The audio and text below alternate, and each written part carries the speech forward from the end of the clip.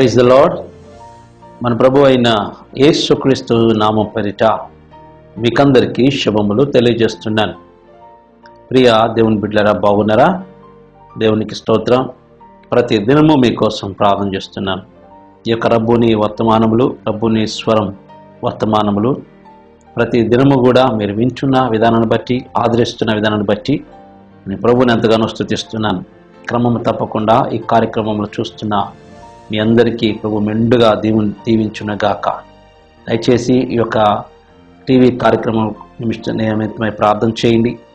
అదే రీతిగా మెరుగు పొరుగు వారికి కూడా తెలియపరచండి. దేవుడు అనేక అద్భుతములు, ఆశ్చర్యమైన కార్యములు, గొప్ప గొప్ప మర్మములతో కూడిన వాక్యము దేవుడు తెలియజేస్తున్నాడు. కనుక ఒక సీరియల్ మెసేజ్గా మన కనులు అనే కనుల గురించి, మన కనుల ఎదుట దేవుడు ఏమి చేస్తున్నాడు అన్న వాక్యము మనము ప్రతి దినము కూడా ధ్యానం చేస్తున్నాం. ఇందుని బట్టి దేవుడు వందనాలు తెలియజేస్తున్నాను. దయచేసి మర్చిపోకండి. ఏ ఒక్కరోజు మీరు ఈ యొక్క వాక్యము సీరియల్గా వస్తున్న ఈ యొక్క వాక్యమును మీరు మిస్ అయితే నెక్స్ట్ వచ్చిన వాక్యమును మీకు అర్థము కాదు.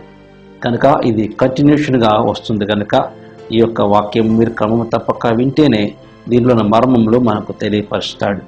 దేవుడు మన కనుల ఎదుట ఏమి చేశాడు, మన పట్ల ఆయన ఏమి చేస్తున్నాడు అన్నీ కూడా ఇక్కడ మనకు తెలియజేస్తున్నాం.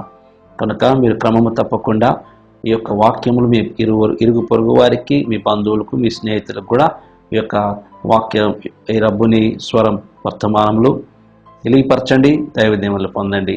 దేవుడి మీద దీవించునుగాక. ఆమేన్. ప్రియ దేవుని బిడ్డలారా, ప్రతి ఆదివారము కూడా గుంటూరులో మహిమ గార్డెన్స్లో ఆదివారపు ఉదయకాలపు ఆరాధన జరుగుతున్నది. మహిమ గార్డెన్స్ షెడ్లో ఈ యొక్క ఆరాధన జరుగుతుంది. కనుక ఈ ఆరాధనకు మిమ్మల్ని ఆహ్వానిస్తున్నాను. ప్రతి ఆదివారము ఉదయం 8:30 గంటల నుండి 11:30 గంటల వరకు ఆరాధన జరుగుతుంది. కనుక ఈ ఆరాధనకు మిమ్మల్ని ఆహ్వానిస్తున్నాను. రండి, దైవ దీవెనలు పొందండి. దేవుడిని మెండుగా దీవించినగాక. అనేకులు వచ్చుచున్నారు, గొప్ప దీవెనలు, ఆశీర్వాదాలు పొందుకుంటున్నారు. కనుక మీకు కూడా ఆహ్వానం తెలియజేస్తున్నాను. మీరు రండి, ఆశీర్వదించబడండి, దైవ దీవెనలు పొందండి. దేవుడు మనం మెండుగా దీవించునుగాక. ఆమేన్. ఈ సమయంలో పరిశుద్ధ గ్రంథము నుండి మనం వాక్యం చదువుకొని ప్రార్థన చేసుకుందాం. 2వ దినవృత్తాంతము 29వ అధ్యాయము 8వ వచనము చదువుకుందాం. 2వ దినవృత్తాంతము 29వ అధ్యాయము 8వ వచనమును చదువుకుందాం. అందుచేత యెహోవా యూదా వారి మీదను యెరూషలేము కాపురస్తుల మీదను కోపించి, మీరు కన్నులారా చూచుచుండగా వారిని ఆయన భీతికి, విస్మయమునకును, నిందకును ఆస్పదముగా చేసెను. మీ కనులు చూచుచుండగా. ఈ వాక్యము కొరకు ప్రార్థన చేసుకుందాం. తరలో ఉంచుదాం. ప్రేమ కలిగిన తండ్రి, మహాపరిశుద్ధుడా, మీ ఘనమైన పాదములకు వందనాలు, స్తుతులు, స్తోత్రాలు చెల్లిస్తున్నాను తండ్రి. దేవా, ఈ సమయంలో ఈ వాక్యము ద్వారా మీరు నాతో మాట్లాడండి. అదే రీతిగా ప్రభువా, నీ బిడ్డలతో మీరు మాట్లాడండి. నన్ను కేవలము తండ్రి మీ నోటి బోరుగా మాత్రమే వాడుకొని సమస్తమైన మహిమలు, ఘనతలు, ప్రభావాలు మీరే పొందుకోమని, నన్ను ప్రభువా మీ సిలువు చాటున మరుగుపరుచుకొని నీ బిడ్డలతో మీరే మాట్లాడమని నజరేయుడైన యేసు శక్తి కలిగిన నామములో ప్రార్థిస్తూ మీ సువార్తను ప్రకటిస్తున్నాను పరమ తండ్రి. ఆమేన్. హల్లెలూయా. ప్రియమైన దేవుని బిడ్డలారా, దేవుడు గొప్ప మాటను మనకు తెలియచేస్తున్నాడు. కంటిన్యూషన్గా మనము కన్నుల ఎదుట అనే వాక్యమును చదువుకుంటున్నాం. ఆ యొక్క అంశముతో దేవుడు మనతో మాట్లాడుతున్నాడు. ఈ సమయంలో ఈ వాక్యముతో దేవుడు మనతో మాట్లాడలాగున మనందరం కూడా ఆశతో ఎదురు చూద్దాం. వాక్యం చదువుకుందాం. అందుచేత యెహోవా యూదా వారి మీదను యెరూషలేము కాపురస్తుల మీదను కోపించి, మీరు కన్నులారా చూచుచుండగా వారిని ఆయన భీతికిని, విస్మయమునకును, నిందకును ఆస్పదముగా చేసి ఉన్నాడు అని చెప్తున్నాడు. వారు చూచుచుండగా. ఎందుకు దేవుడు ఆ విధంగా వారిని చేశాడు? ఎందుకు వారి కనుల ఎదుట నిందకు, భీతికిని, సమస్యలకు ఆశ్చర్యం కలిగించే రీతిగా వారి జీవితము ఎందుకు ఆ విధంగా అయిపోయింది? వారు కనులారా చూచుచుండగానే దేవుడి కార్యం ఎందుకు చేసినాడు? ఎందుకు దేవుడు ఇటువంటి నిర్ణయం తీసుకున్నాడు? కారణం ఏమిటి ప్రియా దేవుని బిడ్డలారా?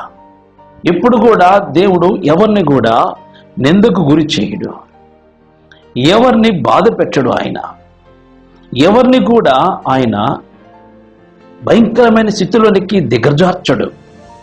ఎందుకు ఆయన ఈ విధంగా చేశాడంటే ఒక కారణం ఉన్నది ప్రియా దేవుని బిడ్డలారా. ఆయనకు వ్యతిరేకముగా చేస్తే ఆయన ఒప్పుకోడు. వీరు వ్యతిరేకమైన కార్యములు చేస్తున్నాడు, వ్యతిరేకమైన పనులు దేవుని సన్నిధిలో చేశారు. హిజ్కియాకు ముందు, ఆ యొక్క హిజ్కియా రాజు రాకముందు వారు దేవుణ్ణి మర్చిపోయినారు. అనగా వారి పితరులైన దేవుణ్ణి, 40 సంవత్సరములు అరణ్యంలో నడిపించిన దేవుణ్ణి, ఎవరూ చేయలేని గొప్ప ఆశ్చర్యమైన కార్యములు, ఎర్ర సముద్రమును పాయలుగా చేసి 6 నెలల్లో నడిపిన దేవుని యొక్క శక్తిని చూసిన వారు అన్ని మర్చిపోయినారు. ఎడారిలో వారు మన్నాతో తృప్తిపరచబడిన వారు, ఎండలు భయంకరమైన పరిస్థితి అన్నప్పుడు ఎండ లేకుండా వారి మీద నీడను కుప్పిస్తూ, ఆహారం ఇస్తూ, పోషిస్తూ, మన్నానిస్తూ, పూరేళ్ళిస్తూ, వారికి కావలసిన ఆహారమును సమృద్ధినిస్తూ, ఏ మాత్రము కూడా వారికి 40 సంవత్సరాల వరకు వారి ఒంటి మీద చెమట లేకుండా చేసినాడు దేవుడు. వారు వేసుకున్న వస్త్రములు కూడా చినగలేదంటే ఎంత కృప చూపించాడు, ఎంత శ్రద్ధ తీసుకున్నాడు చూడు ప్రియా దేవుని బిడ్డలారా. వారు వేసుకున్న చెప్పులు కూడా అరిగిపోలేదంట. మన చెప్పులైతే 6 నెలలకు 3 నెలలకు అరిగిపోతాయి. 40 సంవత్సరాలు నడిచిన వారు చెప్పులు అరిగిపోలేదు. ఎంత కృప! ఆ చెప్పులు అరిగిపో కారణం ఏంటంటే దేవుడు వారిని మోసినాడు. ఆయన చేతులతో వారందరినీ ప్రభు మోసినాడు, మోసుకుంటూ వాగ్దాన దేశంలో తీసుకొచ్చినాడు. అంత ప్రయాసపడి తీసుకొస్తే పితరులకు చేసిన కార్యములన్నీ కూడా మర్చిపోయి, దేవుడు వారి పట్ల చేసిన అద్భుతాలు మర్చిపోయి, దేవుడు వారి పట్ల చేసిన ఆశ్చర్య కార్యములు మర్చిపోయి, ప్రవక్తల మాటలు బీరి, ప్రవక్తలను కూడా హీనంగా చూస్తూ, ఇష్టానుసారమైన మాటలతో మాట్లాడుతూ వారి జీవితమును పాడు చేసుకుంటున్నారు ప్రియా దేవుని బిడ్డలారా. అందుకే దానికంటే గొప్ప కోపము ప్రభు ఎక్కడ కలిగిందో తెలుసా? చూడండి, పరిశుద్ధ గ్రంథములో రాయబడి ఉంది. 7వ వచనంలో చూడండి, 29వ అధ్యాయము 7వ వచనంలో ఈ రీతిగా రాయబడి ఉన్నది.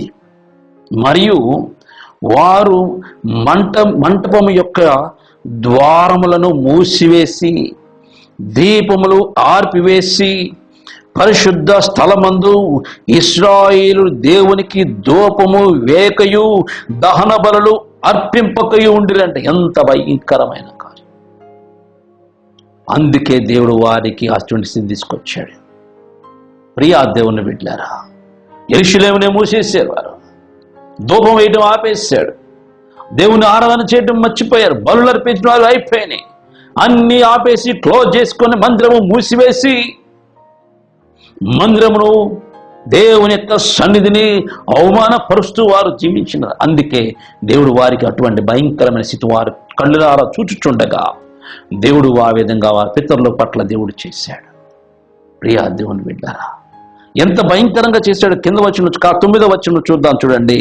కాబట్టి మన తండ్రులు కత్తి చేత పడిరి, మన కుమారులు కుమార్తెలు భార్యలు చెరలోనికి కొనుపోబడిరి అని మాట్లాడుతుంది.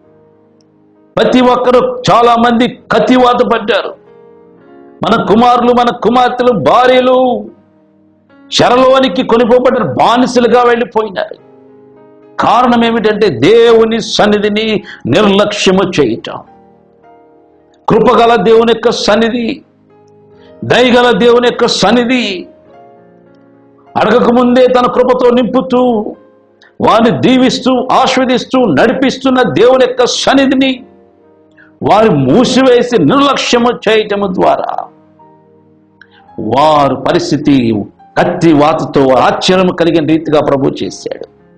వారి జీవితంలో ఎప్పుడు ఊహించిన గొప్ప కార్యము వారి పట్ల మీదకి వచ్చేసింది, వారి మీదకి దండయాత్రగా వచ్చేసింది. కారణం ఏమిటి ప్రియా దేవుని బిడ్డలారా? వారు చేసిన అవిధేయత, దేవుని సన్నిధి మూసివేయటం, బలులు ఆపివేయటం, దీపము తీసివేయటం, మందిరము క్లోజ్ చేయటం, ఇష్టానుసారమైన జీవితంతో బ్రతకటం. అందుకే వారి తల్లిదండ్రులు, వారి భార్యలు, పిల్లలు బానిసలుగా కొనుపబడ్డారు. వారి కళ్ళు ముందే ఇవన్నీ జరిగిపోతున్నాయి. సృష్టికర్త అయిన దేవుని కుమారుడికి ఇంత దుస్థితి వచ్చిందంటే కారణం ఏమిటంటే దేవుణ్ణి మర్చిపోవటం. ఎవరైనా సరే దేవుణ్ణి మర్చిపోతే ఇదే జరుగుతుంది ప్రియా దేవుని బిడ్డలారా. ప్రభువు చేసే కార్యములు చేసినంత సేపు ఎంతో రమ్యముగా, సంతోషముగా ఆనందిస్తూ ఉంటాం. కానీ ఆ కార్యములు చేసిన దేవుణ్ణి మర్చిపోతే నువ్వు ఎట్లా బ్రతికుంటావు ప్రియా దేవుని బిడ్డలారా? ఏ విధంగా నీ కుటుంబంలో సంతోషం ఉంటుంది? ఏ విధంగా నీ కుటుంబంలో ఆనందం ఉంటుంది? ఏ విధంగా నీ కుటుంబంలో దేవుని సన్నిధి ఉంటుంది? దేవుని సన్నిధికి ఆటంకం ఎప్పుడు నువ్వు పరచవద్దు. దేవుని ప్రేమకు ఎప్పుడు నువ్వు ఆటంకం కానివద్దు. ఆయన సన్నిధి ఎప్పుడు మనకు తోడుగా ఉండాలి. ఎందుకంటే ఆయనలో ఎప్పుడైతే ఎంత కాలమైతే మనం గడుపుతామో అంతగా మనం దీవించబడుతూ ఉంటాం. మన బిడ్డలు దీవించబడుతూ ఉంటారు. మన కుటుంబం దీవించబడుతుంటది. నువ్వు అడగకయే గొప్ప కార్యములు, ఆశ్చర్యమైన కార్యములు ప్రభు నీ పక్షంలో చేస్తాడు. అడగకయే నీకు ఏది కావాలో అన్ని ఆయన ఏర్పాటు చేస్తాడు. నువ్వు అనుకోవచ్చు, అడిగితే కదా అమ్మ అయినా అన్నం పెట్టిద్ది అని చాలా మంది అంటూ ఉంటారు. ప్రియా దేవుని బిడ్డలారా, అమ్మ అడిగితే పెట్టిద్దేమో కానీ నా దేవుడు అడగకూడని పెడతాడు. దేవునికి స్తోత్రం, హల్లెలూయా. ఎందుకంటే నా దేవునికి ఏ సమయంకి ఏది ఇవ్వాలో అన్ని తెలుసు ఆయనకే. అందుకు నువ్వు ఆయన అడగనవసరం లేదు. ఆయన స్తుతిస్తే చాలు, మహిమపరిస్తే చాలు, ఆరాధిస్తే చాలు, గొప్ప కార్యములు జరుగుతాయి. దావీదు మహారాజు అడిగాడా, నన్ను రాజుగా చెయ్యి?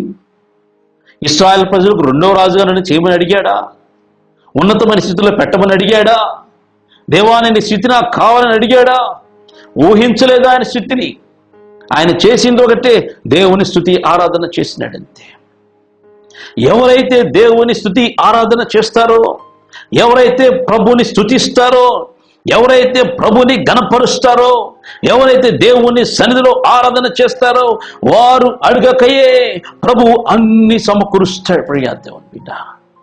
ఎందుకంటే స్తుతి ఆరాధన ప్రభుకి ఇష్టమైనది. ఆయన నిజముగా ఇష్టమైన బలి అది. మన నోటి ద్వారా ప్రభువుని స్తుతించటం. ఆ పని చేసిన వారు ప్రతి ఒక్కరు దీవించబడతారు. ఆ పని చేసిన వారు ప్రతి ఒక్కరూ ఆశీర్వదించబడతారు.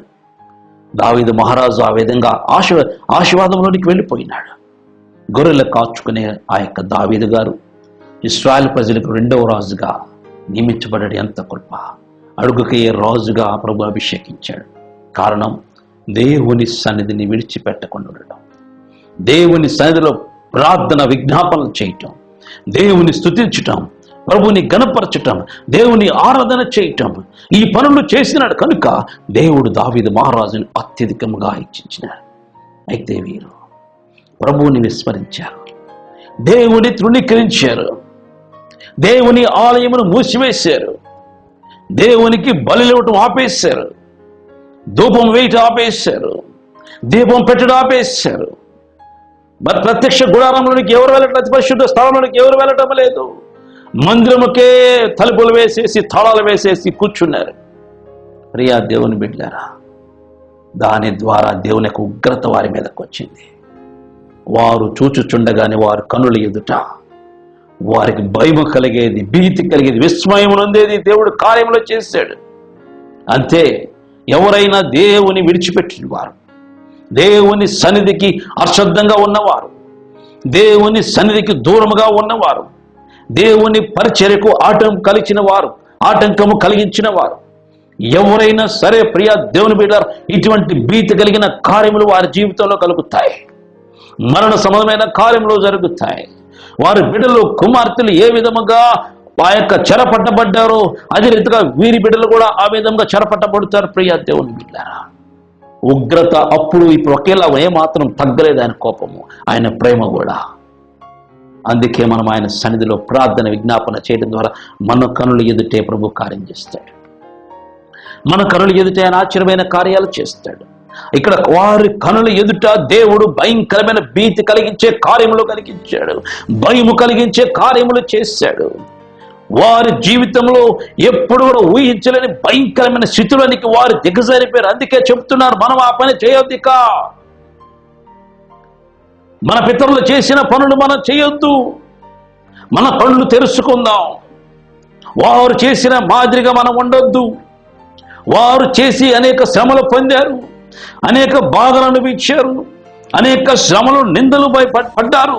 కనుక ఇక మీదట మనం ఆ విధంగా ఉండకూడదు అని రాజు చెప్తున్నాడు తన ప్రజలకు.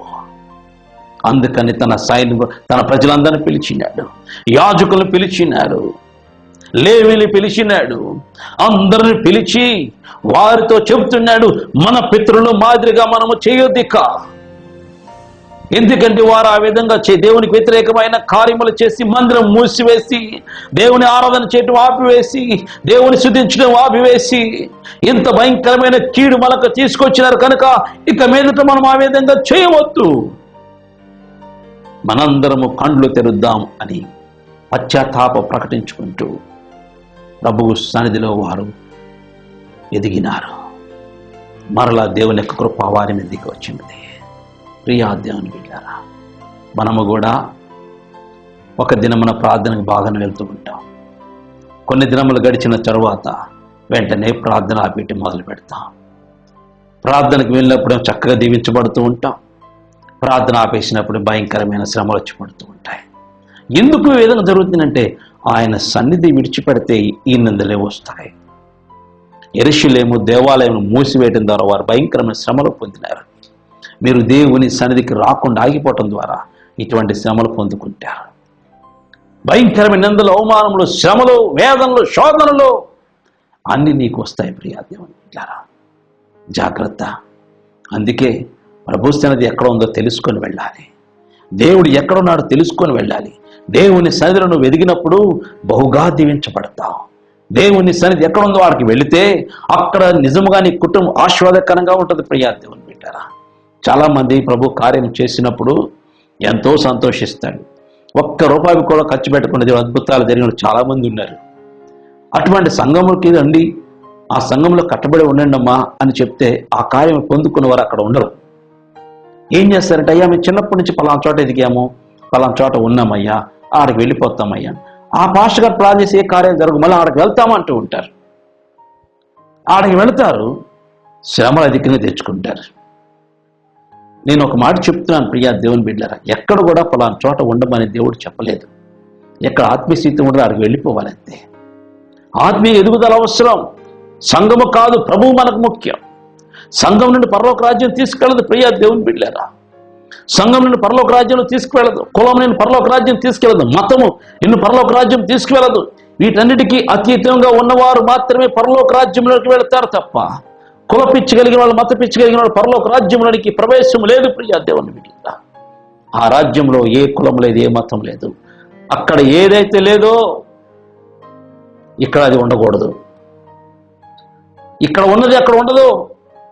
కనుక జాగ్రత్త. ప్రభు సన్నిధిలో భయభక్తులు కలిగి ఉందాం, ఆరాధన చేద్దాం దేవుణ్ణి. అప్పుడు నీ కనుల ఎదుట నా ప్రభు కార్యం చేస్తాడు. నీ కనుల ఎదుట ఆయన ఆశ్చర్యమైన కార్యం చేస్తాడు. నీ కనుల ఎదుట ఆయన శక్తిని కొమరిస్తాడు. నీ కనుల ఎదుట దేవుడు మహత్కరమైన కార్యములు చేస్తాడు. నీ కనుల ఎదుట దేవుడు తన శక్తిని నిరూపిస్తాడు.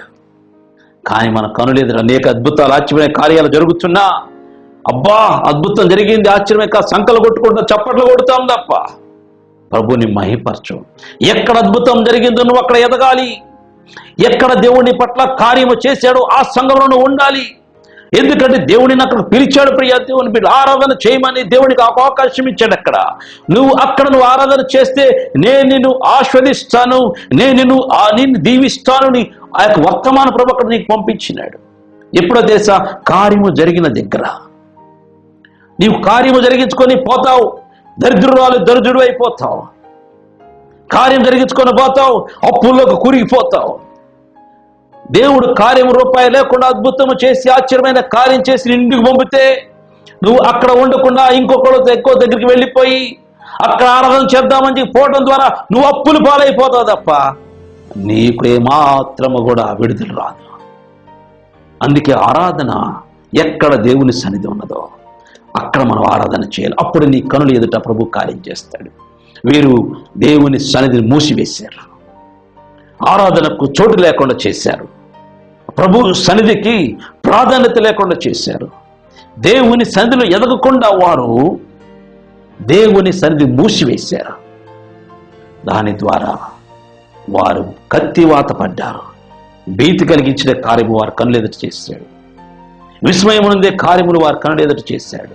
భయము కలిగించే కార్యములు వారు కనులు ఎదుట చేశాడు.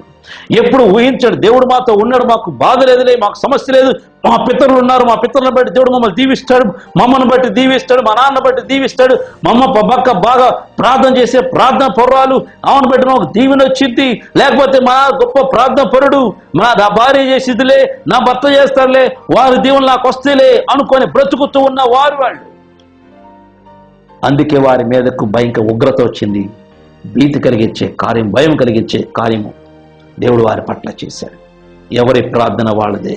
భార్య ప్రార్థన భర్తకు, భర్త ప్రార్థన భార్యకు వచ్చి పరలోకం తీసుకెళ్లరు. ప్రియా దేవుని బిడ్డలారా, జాగ్రత్త. ప్రభు సన్నిధిలో ఎవరి ప్రార్థన వారిదే, ఎవరి ఆరాధన వారిదే. నీ అంతరాత్మను పరిశీలన చేసుకుని ప్రభుకు దగ్గరికి వెళ్ళిపో ప్రభు సన్నిధికి. అప్పుడు నీ కనులు ఎదుట ఆయన గొప్ప కార్యములు, గొప్ప ఆశ్చర్యమైన కార్యములు, ఉన్నతమైన కార్యములు, అద్భుతమైన కార్యములు, ఎవరు చేయలేని గొప్ప ఆశ్చర్యమైన కార్యములు ప్రభు నీ పక్షంలో చేస్తాడు, నీ కనులు ఎదుట చేస్తాడు. కనుక మన ప్రభు సన్నిధికి ఎదుగుదాం. నీ కనులు ఎదుట ప్రభు అద్భుతములు, ఆశ్చర్యమైన కార్యములు చేస్తాడు. కనుక మన జీవితంలో జాగ్రత్తగా పరిశీలన చేసుకుందాం. అందుకే వీరు దేవుని యొక్క వాక్యం చక్కగా మాట్లాడుతున్నాడు దేవుడు. చూడండి, వారు దేవుని సన్నిధి విడిచిపెట్టడం ద్వారా, దేవుని కృపకు దూరం అయిపోవటం ద్వారా ఏమి జరిగిందో దేవుడు ఇక్కడ చక్కగా రాయబడుతూ ఉన్నది. కాబట్టి మన తల్లిదండ్రులు కత్తి చేత పడిరి, మన కుమారులు కుమార్తెలు భార్యలను చెరలోనికి కొనుపోబడిరి ఆయన రాయబడు. ఎంత భయంకరం. కింద వచనములు కూడా చూడండి. అప్పుడు మన మీద నున్న ఇశ్రాయేలు దేవుడైన యెహోవా మహోగ్రత చల్లారునట్లు ఆయనతో మనము నిబంధన చేసుకుని నా మనస్సులో అభిలాష పుట్టినని హిజ్కియా చెప్తున్నాడు. ఇప్పుడు అందరు కత్తివాత పడి నశించిపోయి తన రాజ్యం వచ్చిన తర్వాత అప్పుడు గుర్తు చేసుకుంటున్నాడు, అమ్మో జాగ్రత్తగా ప్రభు సన్నిధిలో ఉండాలి. రండి మనం ప్రభుతో సన్నిధి చేసుకుందాం, దేవుని మంచి చేసుకుందాం, ఆయన ప్రార్థన చేద్దాం, విజ్ఞాపన చేద్దాం. లేకపోతే మన పితరులు చనిపోయినట్టు మనం కూడా చనిపోతాం. మన భార్యలు, కుమార్తెలు, కుమారులు అందరూ కూడా బానిసలుగా కొనుపబడ్డారు. ఆ పరిస్థితి మనకొద్దు. కారణం ఏమిటంటే మన ఆలయం మూసివేయటం, ఆరాధన లేకపోవటం, ప్రభు సన్నిధిలో ప్రార్థన విజ్ఞాపన లేకపోవటం. వారే కాదు ప్రియా దేవుని బిడ్డలారా, మనం కూడా అంతే. ఏ కుటుంబంలో ప్రార్థన ఉండదో, ఏ కుటుంబంలో దేవుని సన్నిధి ఉండదో, ఎక్కడ బలమైన సహవాసం ఉండదో ఆ సహవాసం వెళ్ళలేవో, బలమైన సహవాసములు ఉండకుండా నీ సొంత ఆలోచన ప్రకారం పోయావో అక్కడ నీకు శ్రమలో వేదనలు తప్ప ఏది ఉండదు. దేవుడు నీకు ఎక్కడ బయలుపరిచాడో, దేవుడిని ఎక్కడ దర్శించాడో, దేవుడిని ఎక్కడ ముట్టాడో, దేవుడిని ఎక్కడ కార్యములు చేశాడో అక్కడకు నువ్వు వెళ్ళి ప్రభువుని ఆరాధన చేయి. దేవుడు బహుగా దీవిస్తాడు. దేవుడు బహుగా దీవిస్తాడు. దేవుని సన్నిధి అక్కడ ఉందని జ్ఞాపకం చేసుకో. ఎక్కడ కార్యం జరిగినప్పుడు ఒక చోట కార్యం జరిగితే అక్కడ దేవుడు సహవాసం ఉన్నదని జ్ఞాపకం చేసుకో. అనిల్ కుమార్ ప్రార్థన చేస్తే ఏ అద్భుతాలు జరగవు. అనిల్ కుమార్ తల మీద చేయబెడితే ఎవరికి స్వస్థతలు రావు. ఎందుకంటే నాలో నేను స్వస్థపరిచేవాడు నేను కాను, ప్రభువే, యేసు ప్రభువే యేసు ప్రభువే స్వస్థపరుస్తాడు. ఆయనకు ప్రార్థన చేసినప్పుడు దేవుడే నీ మీద కృప చూపించి నిన్ను ముట్టి బాగు చేస్తాడు తప్ప అనిల్ కుమార్ వల్ల కాదు. ఏ కార్యమో చేయలేడు. నా తలలో ఉన్న వెంట్రుకను నలుపు చేయలేను, తెలుపు చేయలేను, కానీ ఈ కార్యములన్నీ కూడా చేసేది నా ప్రభువే. ఎక్కడ దేవుడు నీ పట్ల కార్యం చేశాడో అక్కడ మాత్రమే ఎదుగు. ఎక్కడ నీ కుటుంబంలో దేవుడు అద్భుతం చేశాడో అక్కడికి నువ్వు వెళ్ళు.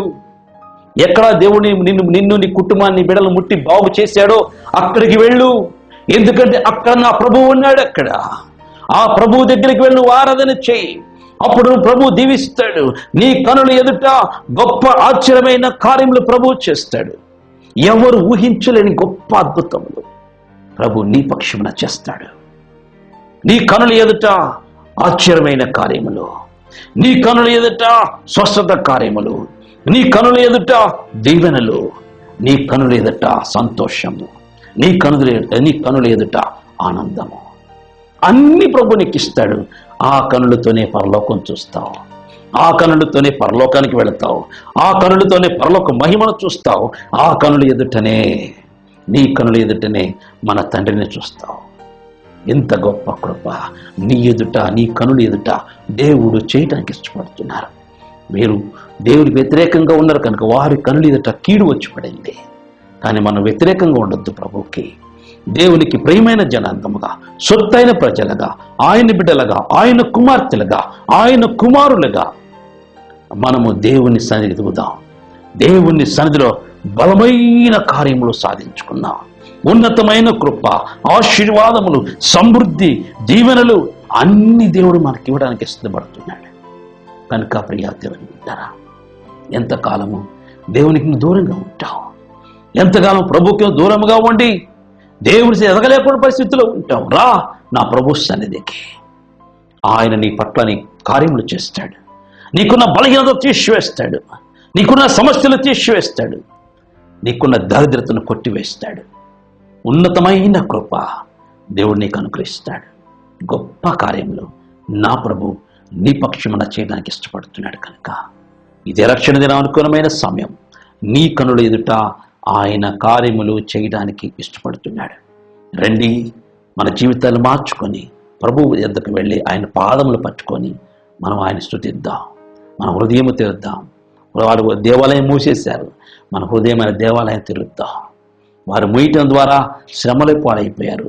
మన దేవాలయం తెరవడం ద్వారా దేవుని స్తుతిస్తాం, మనం దీవించబడతాం. కనుక మన హృదయాన్ని తెలుసుకుందాం, దేవుని కృపను పొందుకుందాం. అటు పరిశుద్ధాత్మ దేవుడు మనకందరికీ అనుగ్రహించును గాక. ఆమేన్. తలలు వచ్చుదాం, ప్రార్థన చేసుకుందాం. ప్రేమ కలిగిన తండ్రి, మహాపరిశుద్ధుడా, మీ ఘనమైన పాదములకు వందనాలు, స్తుతులు, స్తోత్రాలు చెల్లిస్తున్నాను. దేవా, ఈ సమయంలో ప్రభువా ఈ వాక్యం ద్వారా మీరు నాతో మాట్లాడినందుకు వందనాలు తండ్రి. మీ ఆరాధన విడిచిపెట్టడం ద్వారా, మీ సన్నిధి దూరం అయిపోవటం వల్ల ఎంతో భయంకరమైన శ్రమలు మా పితరులు పొందుకున్నారని మీరు మాకు తెలియపరిచిన దాన్ని బట్టి వందనాలు. మేము ఆ రీతిగా ఉండక ప్రభువా మీ సన్నిధికి దగ్గరైపోయి, ప్రభువా మీ ప్రేమకు దగ్గరైపోయి, మీ ఆత్మకు దగ్గరైపోయి, అయ్యా మీ కృపకు దగ్గరైపోయి బ్రతకడానికి మీ కృప అనుగ్రహించండి. మమ్మల్ని దీవించి ప్రభువా ఆశీర్వదించండి. సమృద్ధి దీవెనతో నింపడి వెత్తబడిన వాక్యమును నీరుగట్టి ఫలింపచేయండి. మీ కృపతో నింపి వర్ధిల్లింపచేయమని నజరేయుడైన యేసు శక్తి కలిగిన నామములో ప్రార్థించి అడిగి వేడుకుంటున్నాను పరమ తండ్రి. Amen, amen, amen. Praise the lord. ప్రియా దేవుని బిడ్డలారా, ఈ కార్యక్రమాన్ని మనకు స్పాన్సర్ చేసిన వారు సిస్టర్ శ్రీదేవి గారు ఆర్టీసీ కాలనీ నుండి ఈ యొక్క కార్యక్రమాన్ని స్పాన్సర్ చేస్తున్నారు. వారి కొరకు మనం ప్రార్థన చేద్దాం. ఎందుకంటే బహుశ్రమతో ప్రయాసతో ఈ యొక్క టీవీ కార్యక్రమాన్ని మనకు స్పాన్సర్ చేస్తున్నారు. కనుక వారి కొరకు ప్రార్థన చేయవలసిన భారం మనందరి మీద ఉంది ప్రియా దేవుని బిడ్డలారా. కనుక వారి కొరకు, వారి కుటుంబం కొరకు ప్రార్థన చేద్దాం. తలలు వంచుదాం. ప్రేమ కలిగిన తండ్రి, మహాపరిశుద్ధుడా, మీ ఘనమైన పాదములకు వందనాలు, స్తుతులు, స్తోత్రాలు చెల్లిస్తున్నాను. దేవా, ఈ సమయంలో చెల్లి శ్రీదేవి కోసం ప్రార్థన చేస్తున్నాం. చెల్లిని జ్ఞాపకం చేసుకుని ప్రభువా ఎంతో ప్రయాసతో, ఎంతో భారముతో ప్రభువా ఈ యొక్క టీవీ కార్యక్రమం స్పాన్సర్ చేసినారు. నీ బిడ్డను దీవించు ప్రభువా, మీ కృపతో నింపండి, బలపరచండి, స్థిరపరచండి ప్రభువా. యేసు నామములో నీ బిడ్డలు దీవించబడును గాక. ఈ రక్తముతో మీరు ముద్రిస్తున్నానయ్యా. బలమైన కార్యములు జరిగించండి, మీ కృపతో నింపండి తండ్రి. బలపరచండి, స్థిరపరచండి తండ్రి. యేసు నామములో నీ బిడ్డ దీవించబడు, బిడ్డల కుటుంబాన్ని దీవించుతండి. వారికి ఉన్న ప్రతి సమస్యను విడుదలగించండి, కార్యం జరిగించి అన్ని విషయంలో నీ కుమార్తెకు మీరు తోడుగా ఉండి నడిపించి దీవించమని యేసు శక్తి కలిగిన నామములో ప్రార్థించి అడిగి వేడుకుంటున్నాను పరమ తండ్రి. Amen, amen, amen. Praise lord. చెల్లి శ్రీదేవి గారు, దేవుడు మీ కుటుంబాన్ని మెండుగా దీవించును గాక. ఆమేన్. ప్రియా దేవుని బిడ్డలారా, జ్ఞాపకం చేసుకోండి, ప్రతి ఆదివారము గుంటూరులో మహిమా గార్డెన్స్లో ఉదయకాలపు ఆరాధన జరుగుతున్నది. అనేకులు వచ్చుచున్నారు, గొప్ప దీవెనలు, ఆశీర్వాదాలు పొందుకుంటున్నారు. మీకు కూడా ఆహ్వానిస్తున్నాను, రండి. ప్రతి ఆదివారము ఉదయం 8:30 గంటల నుండి 11:30 గంటల వరకు గుంటూరులో తాలూకా దగ్గర ఉన్న గ్రాండ్ నాగార్జున హోటల్ వెనుకున్న మహిమా గార్డెన్స్ షెడ్లో ఆరాధన జరుగుతుంది కనుక మిమ్మల్ని అందరూ ఆహ్వానిస్తున్నాను. రండి, ఉదయకాలపు ఆరాధనకు రండి, దైవ దీవెనలు పొందండి. దేవుడు మిమ్మల్ని దీవించును గాక. తిరిగి రేపు దినం కలుసుకుందాం. అంతవరకు దేవుని కృప మనందరికీ తోడైయును గాక. ఆమేన్. మన తండ్రి దేవుని ప్రేమ, యేసుక్రీస్తు కృప, పరిశుద్ధాత్మ అన్యోన్యమైన సహవాసం మనందరికీ సదాకాలము తోడైయును గాక. Amen, amen, amen. Praise the lord. God bless you.